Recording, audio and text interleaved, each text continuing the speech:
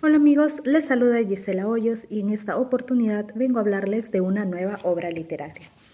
El turno es para La familia de Pascual Duarte. La familia de Pascual Duarte fue escrita por Camilo José Cela. Camilo José Cela es un escritor español, novelista, editor de revistas literarias y conferencista.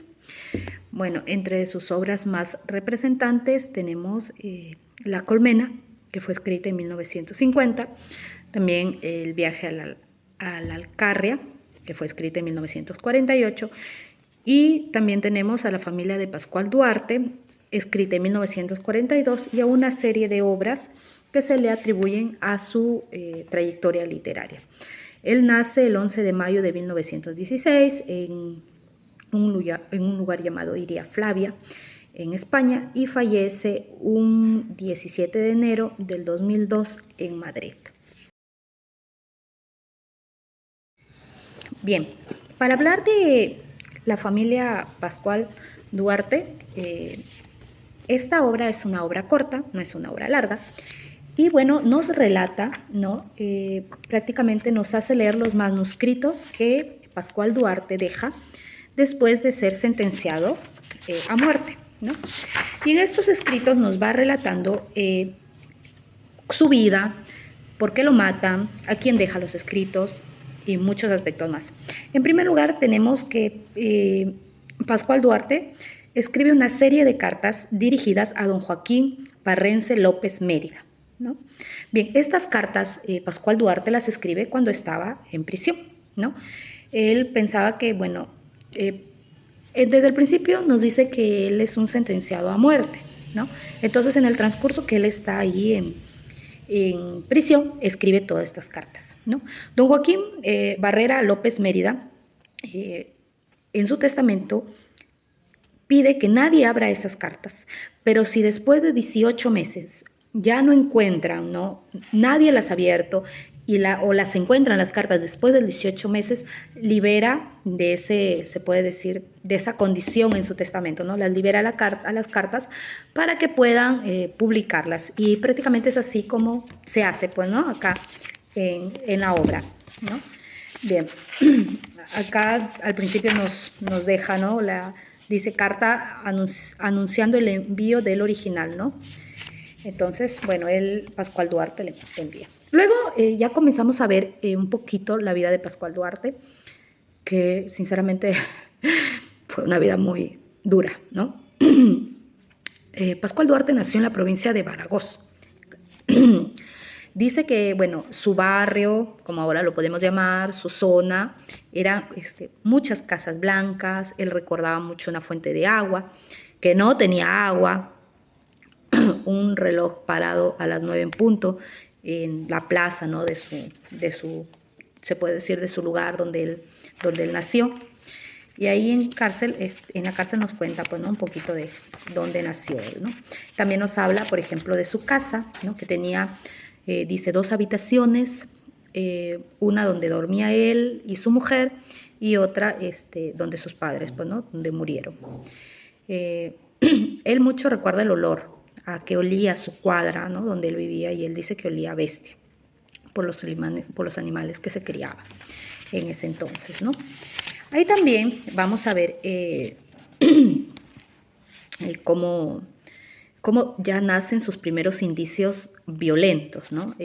Dice que él pescaba anguilas, nos cuenta, por ejemplo, aquí en una oportunidad, después de hablarnos de sus casas, que él pescaba anguilas y se sentaba en una piedra, ¿no? Con su perro.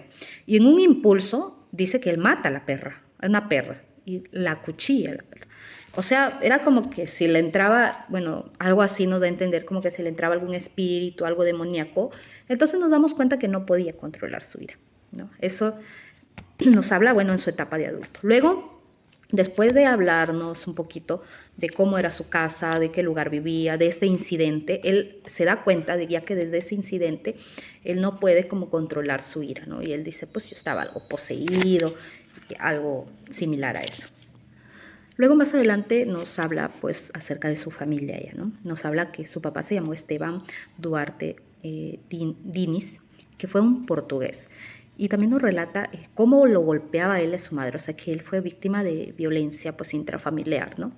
Que estuvo en la cárcel bastante tiempo por contrabandista, y también nos relata un poquito la actitud de la madre hacia él, ¿no? Estuvo, bueno, su mamá nos menciona que era una mujer flaca, ¿no? Y que se vestía de todo de negro, ¿no? Y que, bueno, dice, blasfemaba, o sea, insultaba, decía un montón de improperios, que le gustaba mucho el vino también, ¿no? Y que tenía cicatrices en su boca, que él las recuerda mucho acerca de su madre, y que no sabía ni leer ni escribir. Acá nos quedamos un poquito enfocándonos, porque él al momento de escribir en toda la obra no habla con mucho cariño de la madre, como que le tenía algún resentimiento desde el principio, nos damos cuenta, porque le permitía al padre muchas cosas, ¿no? O hasta él creía que la madre lo provocaba, pues, ¿no? Bueno, la obra se va desarrollando así. Ahora luego nos cuenta, pues, bueno, que ya como mencionamos anteriormente, su padre era violento. Nos cuenta también un episodio muy importante, ¿no? Que a él le marca bastante. Bueno, él dejó la escuela a los 12 años y fue casi por consentimiento de su madre, porque a su madre le parecía inútil que él siga en el colegio, pero el que insistía bastante en que él asista al colegio fue su padre, ¿no?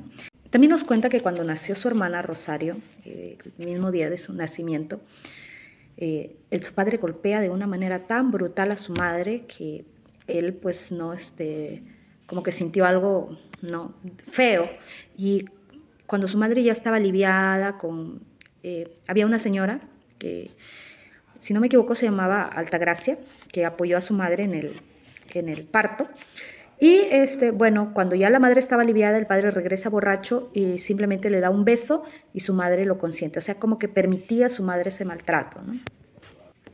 Nos cuenta también un poco del carácter desordenado de su hermana, ¿no? Su hermano para la familia fue una bendición, porque era como que calmaba el carácter del padre, ¿no? Se había quedado tan embobado con la niña, pero él nos cuenta algo, ¿no? Que ella era buena para cosas malas, inclusive que ya cuando ella creció se fue 2 veces de casa y regresó una porque estaba enferma, igual cogió como que cosas de la casa y se volvió a ir.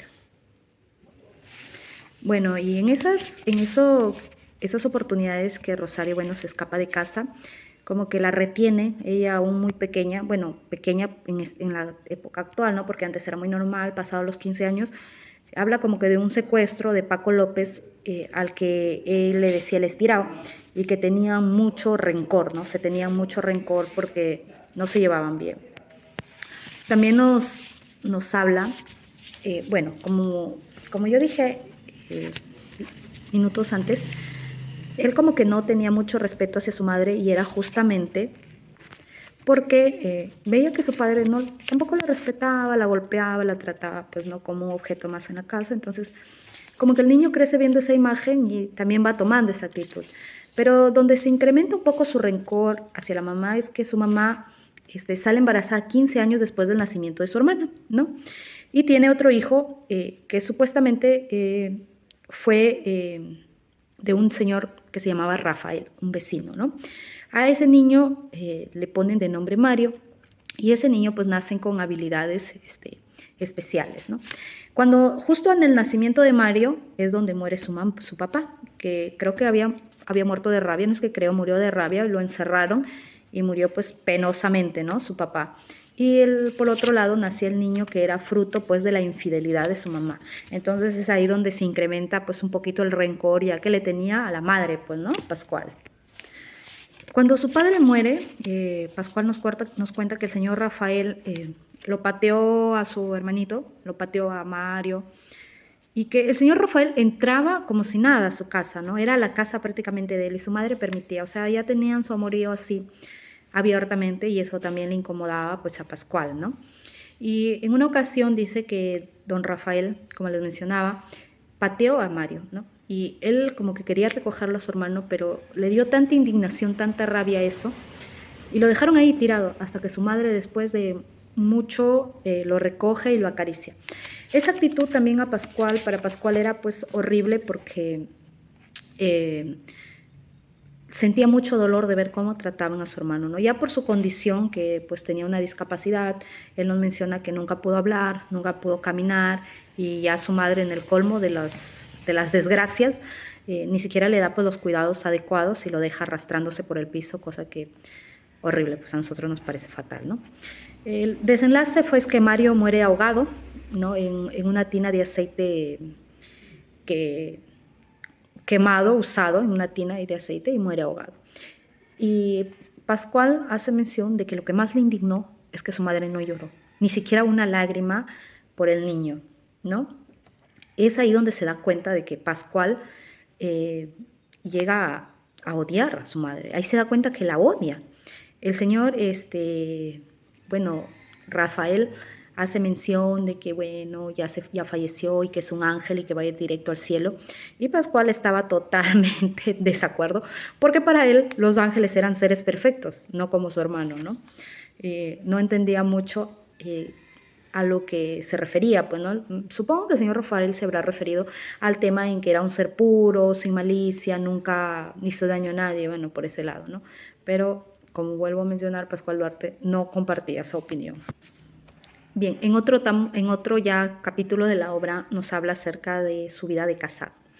Y esto es importante porque él lo toma como una desgracia, pero nos damos cuenta que en la vida de casado se desencadenan un montón de cosas que ya la salud mental del que estaba tan deteriorada por todo lo que había vivido, ¿no? O sea, por los abusos que recibía por parte de su padre, también por parte de su madre, por la manera en que soportaba, por ejemplo, ver al amante de su mamá en la casa, o de muchas cosas, a pesar de Pascual ser una persona de carácter recio, como lo dice acá. Es ahí donde vemos que su salud mental se deteriora aún más, ¿no? Y su carácter, pues, ya llega al límite, ¿no? Él se casa con una chica que se llama Lola, que, bueno, formalizan justamente en el entierro de su hermano Mario, que donde Lola le dice: no eres como tu hermano, y bueno, ya tienen algún acto y ya, ¿no? Entonces, bueno, acto carnal, y luego ya se casan y se convierten en esposos. Bien, bueno, acá cuando ellos se casan, ¿no? Se casan un 12 de diciembre, que es el Día de la Virgen de Guadalupe. Bien, tienen de padrinos al señorito Sebastián de la Botica y a la señora Aurora, hermana de don Manuel, que son personajes dentro de la obra, así como vecinos, pues, ¿no? Y bueno, ellos se casan como debe de ser, ¿no? Con la bendición de los padres. Y bueno, se van de luna de miel a Mérida. Ahí pasa algo que él ve como algo premonitorio de su desgracia, porque atropella a una mujer, ¿no? Entonces, cuando atropella a la mujer, el nieto va a hacer un tremendo lío al hotel donde estaban hospedados. Y bueno, para evitar todo eso, le da 2 pesetas al nieto y el nieto prácticamente se olvida del asunto. Entonces él, por ese lado, ya queda tranquilo, pero ahí nos menciona, ¿no? Que es algo como que marcó el inicio de su desgracia, ¿no? Bien, luego, cuando vuelve, directo se va y se mete a una cantina, cuando vuelven de la luna de miel, ¿no? Y le dice que, bueno, Zacarías lo acusa de ratero, ¿no? Le da a entender. Bien, para que entendamos un poco, es que él vuelve de la luna de miel en Mérida, y se mete a un bar y se encuentra con unos amigos. Dentro de esos amigos se encuentra con un tal Zacarías, donde le insinúa que él es ratero, que había robado unas cosas, y en defensa de su honor, ¿no? O en un impulso de la borrachera, se puede decir, Pascual le da 3 navajazos y lo hiere, ¿no? Lo hiere, y bueno, lo hiere, y fue como una desgracia para él, porque cuando él llega, Lola estaba embarazada, ¿no? Y cuando él llega, había Lola perdido al bebé, y porque una yegua provoca, o sea, cae Lola de una yegua y provoca a su bebé, no le provoca un aborto. Pascual Duarte, con toda esas emociones a flor de piel, con la misma navaja que había acuchillado a Zacarías, va y mata a la yegua de cólera. Pascual Duarte, antes de que Lola pierda ese bebé, quería con todo el alma ser padre, buscaba ser padre. Y ese bebé era una ilusión para él, ¿no? Y para él fue una tremenda desgracia. Entonces ya comienza a deteriorarse aún más con esas penas, ¿no? Su salud. ¿Ya? Y no hablo de salud física, sino también hablo de salud emocional.